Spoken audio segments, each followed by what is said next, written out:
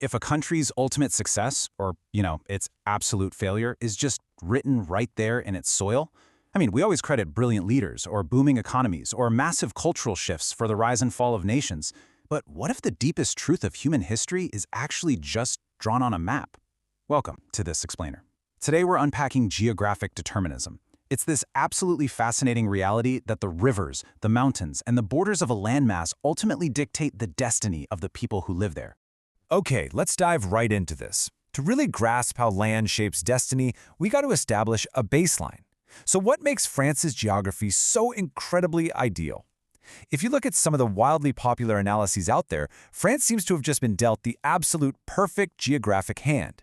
We're going to look closely at why this specific patch of Earth is quite literally structured for success. So here's our roadmap for today.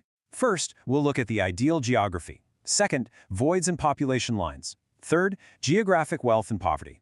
Fourth, natural fortresses and empires. And finally, the geography of conflict. Let's get to it. Section 1. The ideal geography and France's perfect blueprint.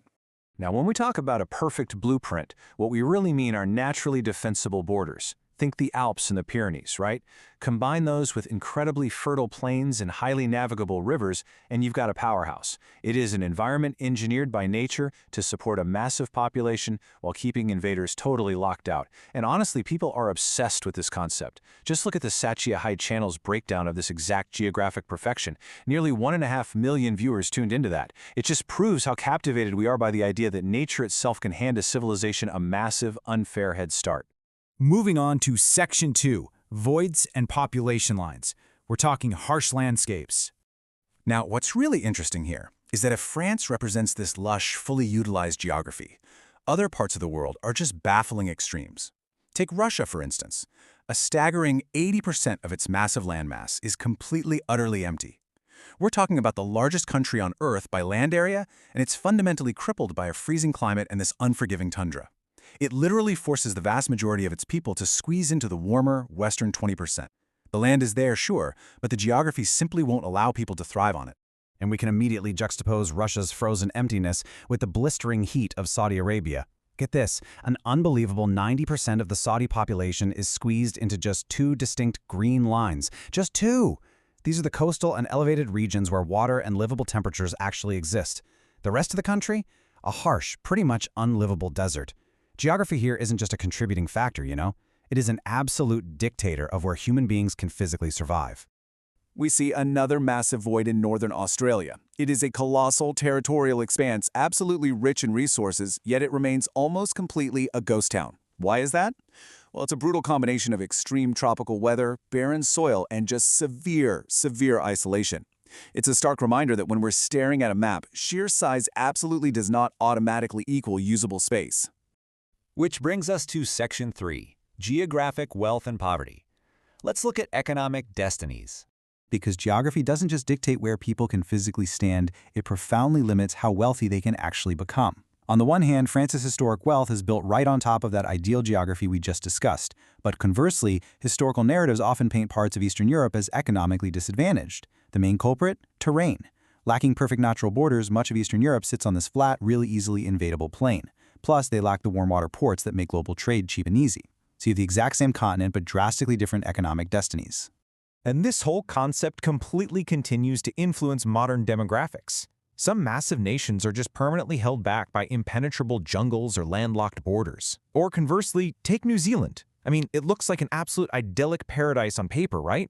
Yet, we're seeing modern migrations of people actively leaving the country. The reality is that extreme geographic isolation means sky-high costs of living, and this really frustrating distance from global economic hubs. So it turns out, even a beautiful geography can seriously tax your wallet. All right, Section 4, Natural Fortresses and Empires. How terrain actually shapes power. Throughout all of history, geography has acted as both a natural defense mechanism and a launching pad for empires. Think about it. If a nation is naturally protected by its geography, it can focus all its energy outward, which brilliantly illustrates the ultimate natural fortress.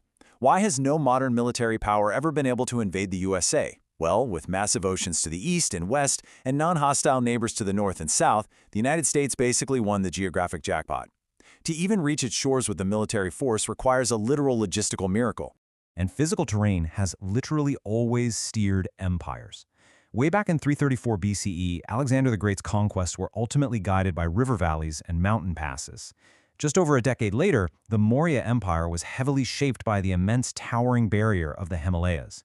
Fast forward to our modern era, and the 1947 reality of partition fundamentally redefined borders based on human demographics intersecting with these vast regional landscapes. By 1961, the integration of Goa into India finalized the subcontinent's coastline as we know it. History is quite literally steered by the physical terrain it bumps into. Finally, Section 5, the geography of conflict and permanent battlegrounds. So what exactly happens when a region lacks naturally defensible borders, sits dead center at the crossroads of continents, and is absolutely packed with valuable resources? Well, it prompts a really persistent geopolitical question. Why is there always war in the Middle East? Objectively speaking, looking purely at the map, it is the central geographic bridge between Europe, Asia, and Africa. Add in massive, highly concentrated energy resources and a really severe scarcity of fresh water, and what you have is an environment inherently designed by nature for high friction and strategic competition. These complex regional dynamics play out entirely through a geographic lens. For example, Israel's rise involves maximizing a highly strategic, yet very small strip of land right on the Mediterranean. The war dynamics involving Iran, those are heavily buffered by the Zagros Mountains, which basically act as this formidable natural fortress. And global superpowers aren't just drawn to this region by politics. They're pulled in by the sheer geographic necessity of securing vital trade routes and all that energy flowing straight out of the Persian Gulf. Another really profound example of this is the 1947 partition, the geopolitical division of the Indian subcontinent. When arbitrary lines are drawn across rivers, mountains, and deep cultural regions, it forcefully creates new, often difficult realities. The borders established during this partition completely redefined who controls vital water sources and crucial mountain passes. And those lines, they are directly dictating South Asian geopolitics and tensions to this very day. So, the crucial point is, when you're looking at any complex, divided region, you really have to evaluate the board itself. Which part of South Asia actually holds the ultimate geographic advantage? Is it the incredibly fertile river plains, the coastal trading hubs, or maybe the mountainous fortresses? To truly understand any nation's political moves, you absolutely must first understand the physical advantages and the disadvantages of the actual dirt they stand on. We're going to leave you with one final, totally fascinating geographic anomaly straight from the sources. The Strait of Gibraltar separates Europe and Africa by a mere 14 kilometers. That's less than 9 miles. So, with all our insane modern engineering, why is there no bridge between them? Well, the extreme depth of the water, the massive ocean currents, and shifting tectonic plates make it basically impossible. It leaves us with this really humbling realization.